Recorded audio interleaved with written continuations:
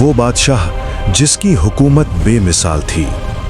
تاریخ کے پنوں میں ہزاروں بادشاہوں کا ذکر ملتا ہے، لیکن ایک بادشاہ ایسا تھا جس کی سلطنت کی سرحدیں زمین کے ساتھ ساتھ ہواؤں، پرندوں اور جنات کی دنیا تک پھیلی تھیں۔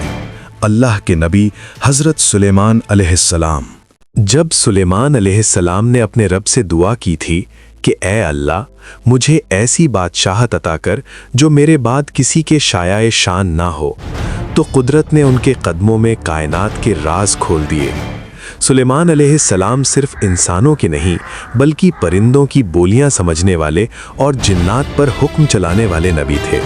ان کے محل کے بڑے بڑے ستون یعنی پلرز جنات تعمیر کرتے اور ہوائیں ان کے تخت کو مہینوں کا سفر چند گھنٹوں میں طے کروا دیتی تھیں۔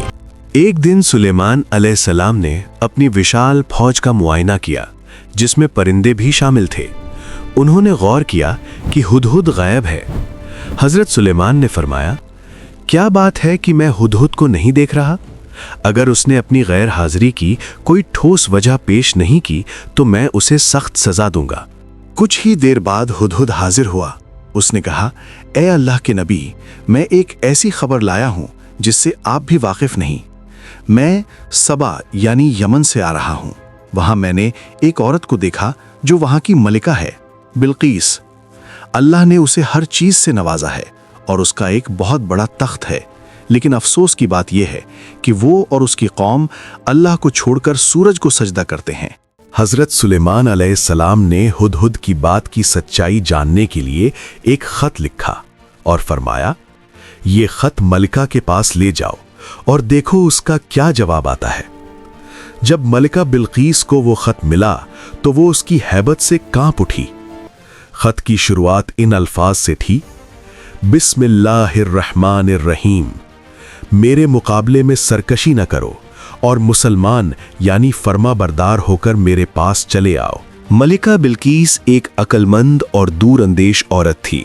اس نے اپنے وزیروں سے کہا، بادشاہ جب کسی بستی میں گھستے ہیں تو اسے تباہ کر دیتے ہیں۔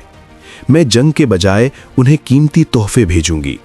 اگر وہ ایک دنیاوی بادشاہ ہوئے تو تحفے قبول کر لیں گے، لیکن اگر وہ اللہ کے نبی ہوئے تو کبھی راضی نہیں ہوں گے۔ جب ملکہ کے قاصد سونے چاندی اور ہیرے جواہرات سے لدے اونٹ لے کر سلیمان علیہ السلام کے دربار میں پہنچے تو حضرت سلیمان نے ان تحفوں کی طرف دیکھا بھی نہیں۔ آپ نے جلال میں فرمایا، کیا تم مجھے مال سے لالچ دینا چاہتے ہو؟ میرے رب نے مجھے جو دیا ہے وہ تمہارے ان کھلونوں سے کہیں بہتر ہے۔ جاؤ اور اپنی ملکہ سے کہہ دو کہ ہم ایسے لشکر لے کر آئیں گے جن کا مقابلہ کرنے کی طاقت ان میں نہیں ہے۔ قاصد نے جب واپس جا کر سلیمان علیہ السلام کی شان، ان کے دربار میں کھڑے جنات اور پرندوں کا لشکر بیان کیا تو ملکہ بلقیس سمجھ گئیں کہ یہ کوئی عام بادشاہ نہیں بلکہ خدا کے پیغمبر ہیں۔ اس نے فیصلہ کیا کہ وہ خود سلیمان علیہ السلام کی بارگاہ میں حاضر ہوگی۔ جب سلیمان علیہ السلام کو خبر ملی کہ ملکہ سبا آ رہی ہیں تو آپ نے ایک انوکھا سوال کیا، تم میں سے کون ہے جو ملکہ کے یہاں پہنچنے سے پہلے اس کا تخت میرے پاس لے آئے؟ ایک طاقتور جن عفریت نے کہا، آپ اپنی مجلس سے اٹھیں، اس سے پہلے میں اسے لے آؤں گا۔ لیکن تبھی ایک شخص جس کے پاس کتابی علم تھا کھڑا ہوا اور بولا، اے اللہ کے نبی، آپ اپنی پلک جھپکائیں، اس سے پہلے میں وہ تخت حاضر کر دوں گا۔ اور پلک جھپکتے ہی سینکڑوں میل دور یمن کے قلعے میں بند وہ وشال تخت حضرت سلیمان کے سامنے موجود تھا۔ سلیمان علیہ السلام نے یہ معجزہ دیکھ کر سجدہ کیا اور کہا، یہ میرے رب کا فضل ہے۔ ملکہ بلقیس جب سلیمان علیہ السلام کے محل پہنچی تو اس کی عقل دنگ رہ گئی۔ آپ نے ملکہ کو ایک خاص محل کی طرف بلایا جس کا فرش صاف شیشے یعنی کرسٹل کا بنا تھا۔ شیشے کے نیچے پانی بہہ رہا تھا اور مچھلیاں تیر رہی تھیں۔ بلقیس کو لگا کہ وہاں گہرا پانی ہے۔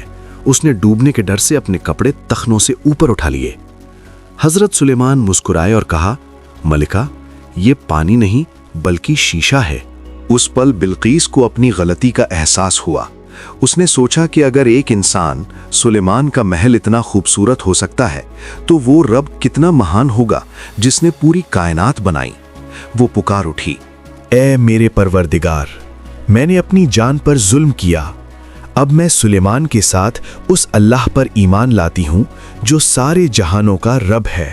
حضرت سلیمان علیہ السلام کی موت کا واقعہ سب سے زیادہ عبرتناک ہے۔ ان دنوں لوگ یہ گمان کرنے لگے تھے کہ جنات کو غیب یعنی فیوچر کا پتہ ہوتا ہے۔ اللہ نے اس جھوٹ کو بے نقاب کرنا چاہا۔ سلیمان علیہ السلام بیت المقدس کی تعمیر کروا رہے تھے۔ آپ اپنے عصا یعنی لاٹھی کے سہارے کھڑے ہو گئے اور عبادت کی حالت میں ہی آپ کی روح قبض کر لی گئی۔ آپ 1 سال تک اسی حالت میں کھڑے رہے۔ جنات یہ سمجھتے رہے کہ سلیمان علیہ السلام زندہ ہیں، اس لیے وہ ڈر کے مارے کام کرتے رہے۔ سال بھر بعد جب اللہ کے حکم سے ایک دیمک نے لاٹھی کو اندر سے کھا لیا تو لاٹھی ٹوٹ گئی اور حضرت سلیمان کا جسم زمین پر آ گیا۔ تب جنات اور پوری دنیا کو پتہ چلا کہ جنات کو غیب کا علم نہیں ہے۔ اگر انہیں علم ہوتا تو وہ سال بھر تک اس سخت محنت کی ذلت نہ اٹھاتے۔ حضرت سلیمان علیہ السلام کی زندگی ہمیں سکھاتی ہے کہ انسان کے پاس کتنی ہی دولت اور طاقت کیوں نہ آ جائے، اسے جھکنا صرف اللہ کے سامنے چاہیے۔ وہ بادشاہت جو ہواؤں اور جنات پر تھی، وہ بھی موت کے سامنے نہ ٹھہر سکی۔